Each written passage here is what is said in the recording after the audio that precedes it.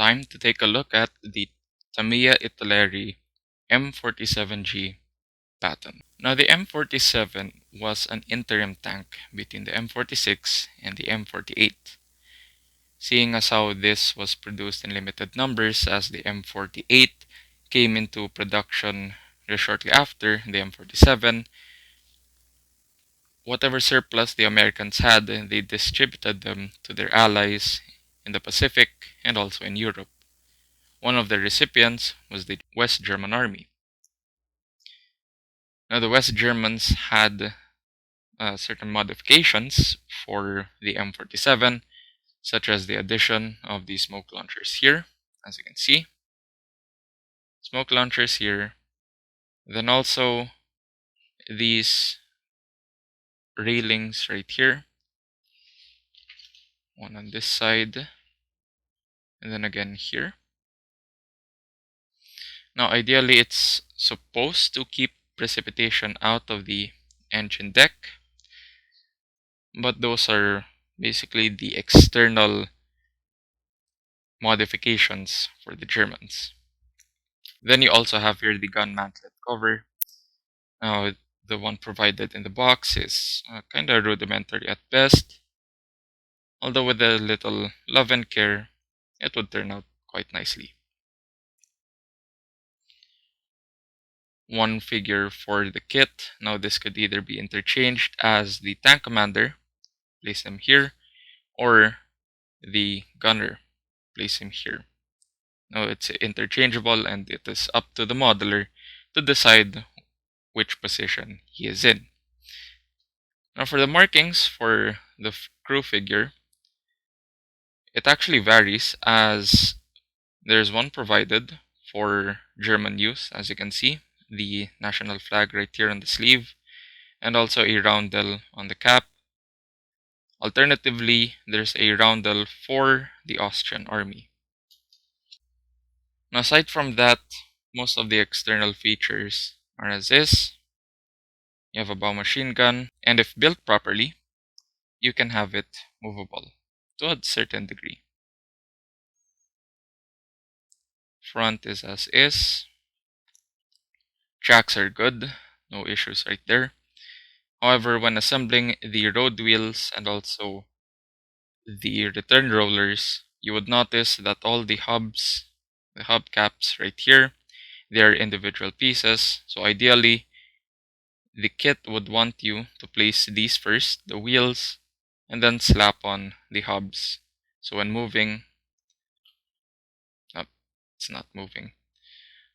But yes, ideally when you move it, the whole wheel would move except for the hub, which is something some modelers took into account as somewhat inaccurate. And for the back, you can see here just a certain assortment. You have this plate right here that's common use with the German army. And then for the exhaust, I intentionally left this off. You can see here the exhaust weathered so that it's rusted, as you can see there. Not so much of the heavy rusting, but it's visible enough.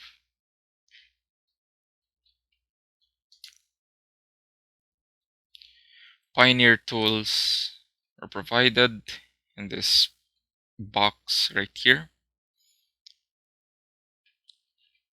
And the multi-piece M2 Browning machine gun.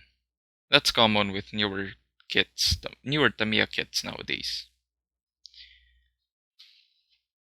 Now something to note about this kit, since it does come from Italeri, they did provide you with an engine and transmission piece. However, for the assembly, all these engine deck louvers right here are molded in one piece and they want you to glue it on. So unfortunately, you wouldn't be able to see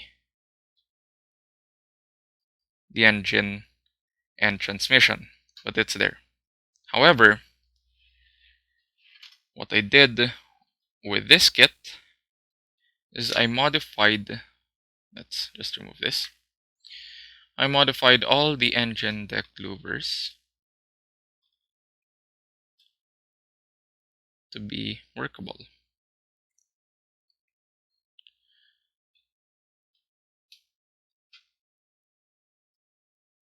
So I have it right here. You have the engine right there.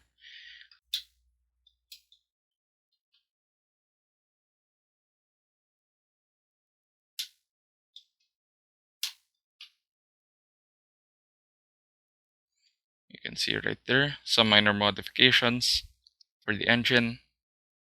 And then lastly, the louvers right here. And this is where you can see the Patton's transmission. Now what I did was, for this particular modification, let's put it back here, also here. For this particular modification, what I did was, since these are all whole pieces, I just broke them apart, sanded down all the rough edges, and for the connection pieces, I had to hollow them out individually, and then thread stretched sprue and melt the other ends. That way, all of these are workable, even this one's right here and also here, but I'll just leave them closed for now. I painted the entire transmission, did some minor modifications, and also the engine. Unfortunately, the centerpiece is not seen, except when you look at it from the side. But that's mostly it for the major changes to this kit. Now, is it a decent kit? Well, for one, it is. The whole hull assembly, I had no issues with it. However, you do need to add the cast texture for the hull, for front part of the hull, and then also the turret. But that's pretty much easy. And then when assembling the turret itself, you would notice there's an irregular shape. However, there are some photos that do still have this irregular shape, so I went ahead and just kinda left it on. Again, with the mantlet, it could probably see better days, but it's decent enough to look the part.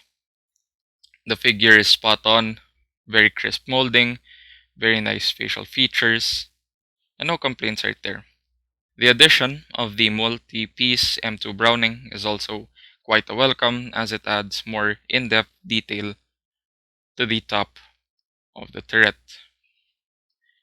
And lastly, I want to go back to the engine and transmission. I do recommend that you really spare time if you would want to modify this entire engine deck, as this is quite a tedious process, seeing as how, in closer inspection, you would have to drill all of these out.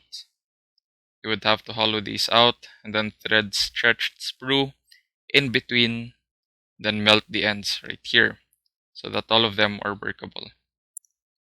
It's quite a tedious process, and you do have to be careful when drilling and also moving, as the strain could break the plastic and you would have to fix that with scratch building. But overall, this is a highly recommended kit. I had so much fun with it, and it came out quite nicely. And that's it for today. Hope you guys enjoyed. If you did, leave a thumbs up. If you didn't, leave a thumbs down. And let me know down in the comments below what you think of this tag, the kit, or any feedback in general. And as always, stay safe out there, keep modeling, and until next time, goodbye.